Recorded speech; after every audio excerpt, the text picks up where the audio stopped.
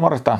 Pyöriä myydään enenevissä määrin etämyyntinä, mikä tarkoittaa sitä, että se toimitetaan sulla isossa tai vielä isommassa pahvilaatikossa kotiin ja siitä pitäisi sitten koota se pyörä loppuun. Niillä on erinäköisiä valmiusasteita. Tässä on esimerkkinä 85%, eli se on pienempi laatikko. Tämä on sitten jo 98, 99, eli melkein valmis pyörä, mutta tärkeitä vaiheita siinäkin vielä edessä. Katsotaan ne tänään kaikki. Lähdetään liikkeelle tästä isommasta laatikosta, joka tarkoittaa sitä, että siinä on vähemmän kokoonpanoa jäljellä. Eli siinä on muun muassa pyörät alla. Eli kannattaa ottaa sen verran tilaa, että otetaankin laatikko päädystä auki ja rullataan se pyörä sieltä pois ja puretaan pakkausmateriaalit.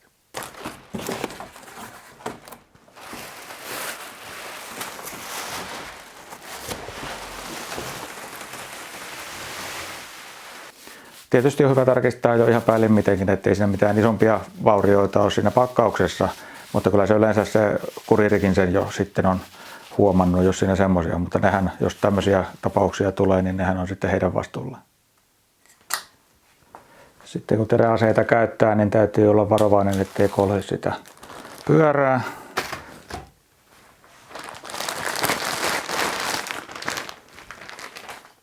Ja sitten ensimmäisenä pistää silmään tämä ohjaustanko, eli sen voi kääntää tästä ihan vaan ensinnäkin suoraan, jotta se on kohtisuorassa renkaaseen nähden.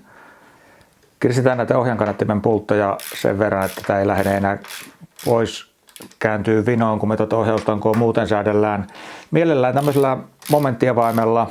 Nämä on kuitenkin aika hentoja ruuveja, että näitä ei sovi ihan hullulla lailla kiristää. 5 Nm on ohjeellinen kiristys, jos ei sulla tämmöistä ole ja tavallisella kuusiokoloavaimella kiristelee, niin sillä varovasti ja vuoron perään, jotta me kiristetään sitä niin kuin tasaisesti. Nyt toi jo naksahti momenttiinsa ja nyt toi. Sen jälkeen voi vielä kokeilla sitä toista, että meneekö se. Eli näitä ohjaankannattimen pultteja sen paremmin täältä kuin tältäkään päästä ei kannata lähteä mitenkään voimansa tunnoissa kiristämään. Tämä on kuitenkin alumiinivalua nämä osat. Otetaan noita sen verran auki täältä, että saadaan käännettyä toi ohjaustanko. Se on nyt ihan nurjapäin ollut paketissa.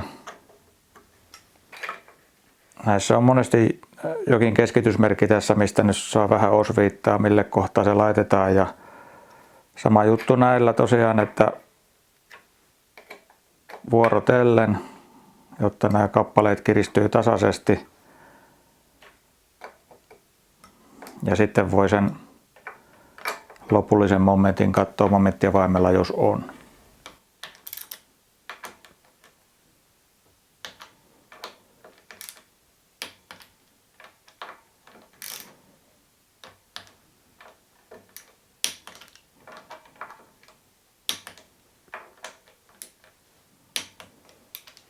Eli nämä kahvathan on kuljetuksen jäljiltäviä ihan vinksin vonksin, niin säädetään ne semmoiseen kohtaan. Nämä on tämmöisillä kuusiokoloilla pantamekanismilla kanssa kiinni.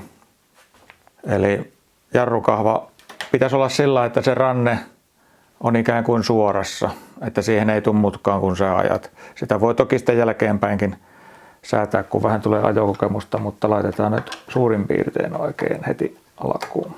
Ja vastaavasti sitten tuo liipasin tuohon samalla lailla peukalon ulottuville, etusormen ulottuville. Näitä voi sitten tosiaan vähän ajossa vielä vähän tarkentaa. Tämmöisessä Aheart-tyypin ohjaankannattimissahan ei ole oikeastaan minkäänlaista säätöä. Eli ainoa säätö on se, että sä pystyt siirtämään täältä näitä korokeprikkoja ohjaankannattimen päällipuolelle. Mutta niin kuin jos sä tarvitset pituutta tai kulmaa säätää, niin sitten vaan vaihdetaan tämä ohjaankannatti. Soittokello vielä, niin rupeaa olemaan nämä varusteet. Tässä on tämä keulan lukitusvipu, niin täytyy jättää se sen verran tuohon ylemmäs, että sitä pystyy operoimaan ja toisaalta se myöskin soi, ettei koske mihinkään. Seuraavaksi huomio kiinnittyykin näihin polkimiin, jotka voi olla tällaisena vähän vaikeita käyttää. Niin eli nämä on taas kuljetusteknisistä syistä niin taiteltu tänne mahdollisimman pieneen kokoon tänne pyörän sisäpuolelle.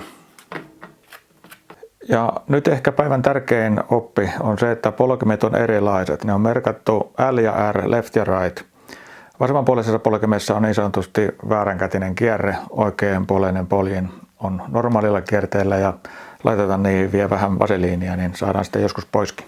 Ja näiden polkimien kiristämiseen on ihan polkin avain olemassa. 15 millinen kiintoavain ei tämä nyt sen erikoisempi ole, mutta niin kuin näkyy, niin aika pitkä varsi, eli voimaa saa jonkin verran käyttää. 35 Nm taitaa olla niin kuin teoreettinen kiristäminen ja oikeanpäinen kierre tällä puolella. Ja kierretään se tosiaan alkuun ihan käsin, että se varmasti on oikealla kierteillä. Ja sitten vasta kun tarvitaan voimaa, niin tällä avaimella. Ja sitä saa aika reilusti kiristää, voisi vielä laittaa sitä, joka pyörää maassa, niin vielä kireämmällä. Ja tämä vasemmanpuolainen pitää nyt sitten muistaa kiertää nuoria päin.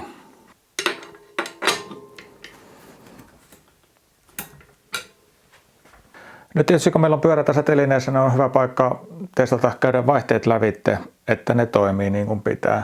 Ne on toki tehtaalla laitettu kuntoon, mutta jos on tullut kuljetuksessa jotain tai muuta, niin kokeillaan ne lävitte.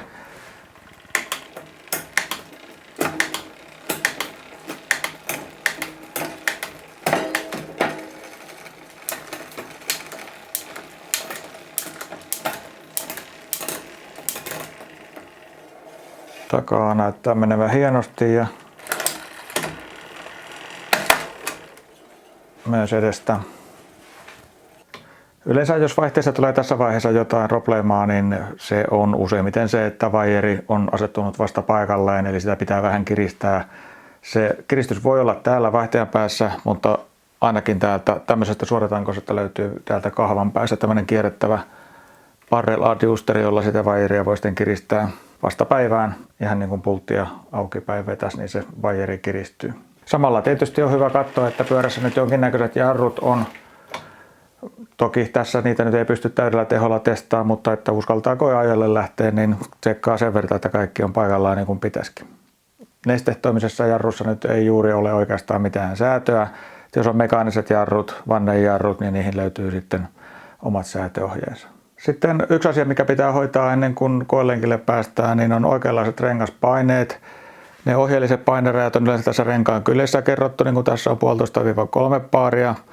Se, että mitä se tarkalleen on, niin se on aika lailla makukysymys, että haluaako niin kuin pehmeyttä, pitoa vai rullaavuutta ja niin edespäin. Sitä kannattaa kokeilla, mutta noissa rajoissa kun pysyy, niin ollaan turvallisella puolella. Ja nykyään on yleistynyt tämä prestaventtiili, joka on ihan hyvä venttiili, ei siinä. Siinä on vain yksi jipo, mikä täytyy tietää. Eli kun sä otat tämän korkin pois, niin täytyy sen lisäksi avata tätä neulaventtiilin omaa tämmöistä tulppaa, jotta se venttiili on auki ja pumpusta voi ilma sinne mennä.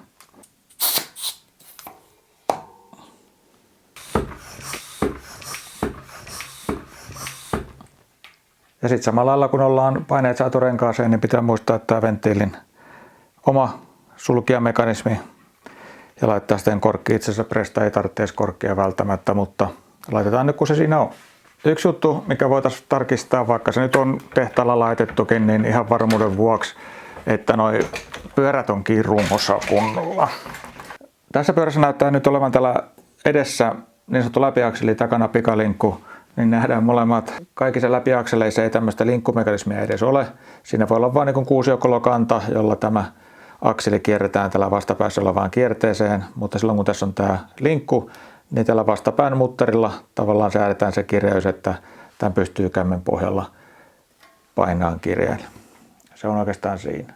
Mutta täällä takana kun on pikalinkku, niin mä aukasisin tämän linkun, jolloin se pyörä tavallaan menee tuonne hahloonsa toi akseli, niin sen kuulee kun tästä päältä lyö, että se kolahtaa kovaa vasten, niin silloin se on turvallista.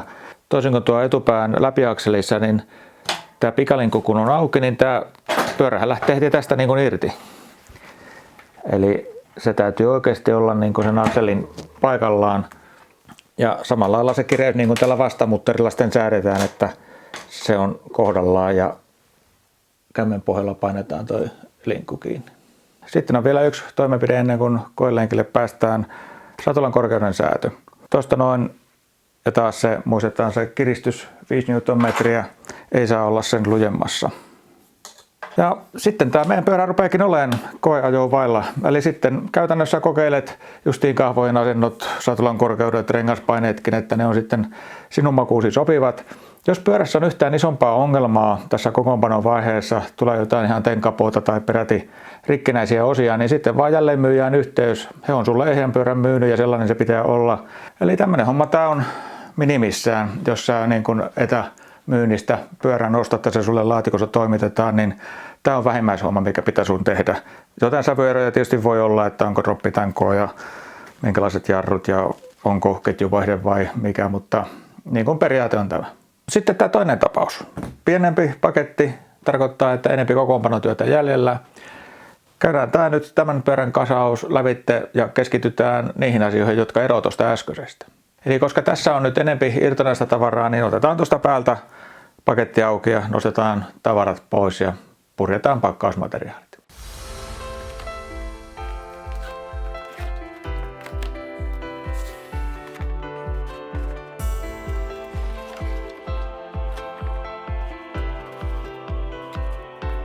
Eli tässä on meillä runko, jossa on keula kiinni, voimansiirto kiinni, takakiekko kiinni, ohjaustankokin vaijereitensa varassa täällä. Etupyörä löytyy täältä ja loput tarpeet löytyy täältä tarvikelaatikosta. Polkimet, heijastinpaketti, satulatolppa, pikalinkkuakseli ja soittokello. Aloitetaan kokoonpano tästä keulasta. Eli tämä ohjaustanko, sen ohjaajan kannatin pitäisi saada tuohon pahviputken paikalle. Eli täällä on tulpan alla on kuusiokalakanta. Otetaan se ruuvi auki, niin tämä asettelema aukeaa ja ohjaajan kannatin pujotetaan sitten tuohon tilalle. Ja sitten tämä ruuvi siihen päälle. Ja tämä ruuvi on nyt se, joka kiristää meidän ohjainlaakeri. Eli nyt kun nämä ohjainkannattimen pultit on auki, niin me voidaan säätää se laakerin välys. Sitä voidaan säätää sitten paremmin, mutta tätä ei siis sovi kiristää, kun sen verran, että tästä häviää niin kuin väliä tästä keulasta. Mä teen tämän sen takia ennen renkaanlaittoa, että me voidaan linjata esimerkiksi telineen jalkaa vasten haarukan molemmat päät siihen, niin nyt tämä ohjaustanko ton sinisen tangon kanssa samansuuntaiseksi. Niin nyt me voidaan kiristää nämä ohjaankannattimen ruuvit, kun meillä on laakerivälys otettu pois ja ohjaustanko suorassa.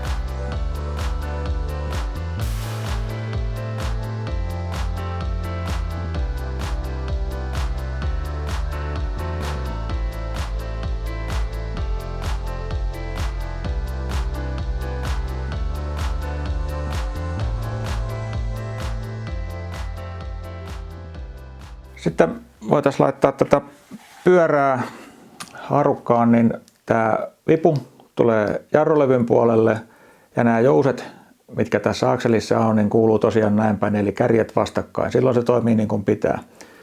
Eli pujutetaan se tuonne akseliin ja tosiaan jouset mukana, yksi jousi kummallekin puolelle. Terävä pää keskelle päin. Sitten kiekko haarukkaan. Samalla katsoa, että tuo jarrulevy menee tuonne jarrupalojen väliin ja molemmat akselin päät tuohon haarukahahloon. Viimeistellään sitten tämä keulapuoli, eli jarruletku on vielä irrallaan ja tuossa on sille kiinnike. Laitetaan se sinne.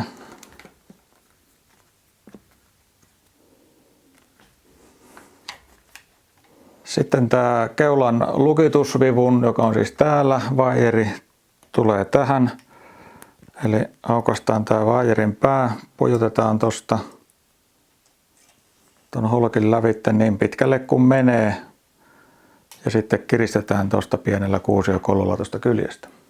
Tämän ylimääräisen vaijerin pään voi katkaista pois ja laittaa sitten siihen tämän päätytulpan, mikä tuli kyllä tässä mukana. Sitten seuraavaksi satulatolppa ja satula.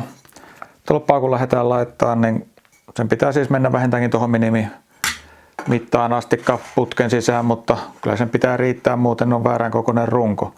Kiristys tapahtuu tällä vivulla, eli jos se ei kiristy, niin sitten vastamuttaria vähän auki ja sitten se on meneekin.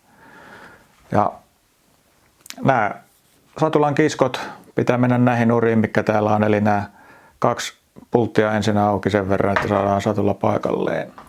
Tähän väliin pitäisi tämän kiinnityshahlon pituussuunnassa mennä ja sitten vaakasäätö, niin vaaka suoraan. Se on niin kuin lähtökohta satulalle.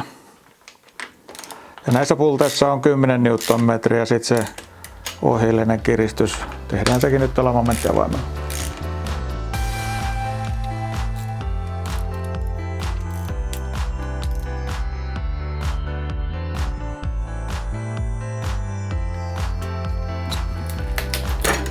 Ja nyt näyttää vähän pomppivan.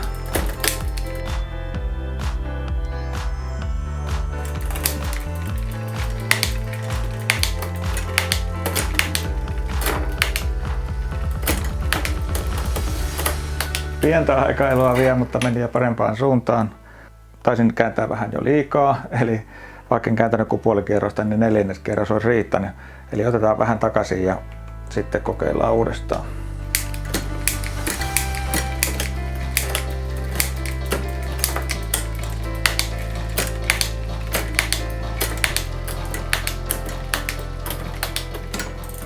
Tämä on niin pienestä kiinni, että vaikka se jälleenmyyjän toimesta olisi säädettyykin kohdalleen, niin sitten kun sitä pyörää käyttää, niin muutaman lenkin jälkeen voi esimerkiksi tämmöinen säätötarve ilmentyä. Ja saman osa jarruissa, niin niissä ei ole jarrutusteho uutena vielä parhaimmillaan. Sitten vasta kun sillä ajaa, niin ne palat ja levyt löytää paremmin toisensa ja jarrutusteho paranee kilometrien myötä.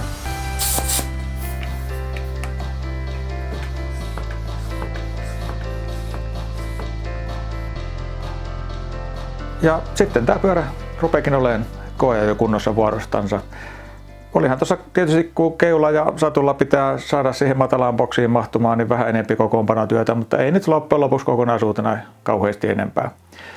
Nyt ainakin tiedät, minkä näköisen urakkaan lähdet, jos etämyyntinä pyörän osat, niin tämmöistä kokoonpanohommaa se jotain tietää. Kiitos kun katsoit tämän videon, nähdään ensi viikolla. Moi moi! Eli tämä oikeanpuoleinen poli on ihan normikierteellä ja pistetään just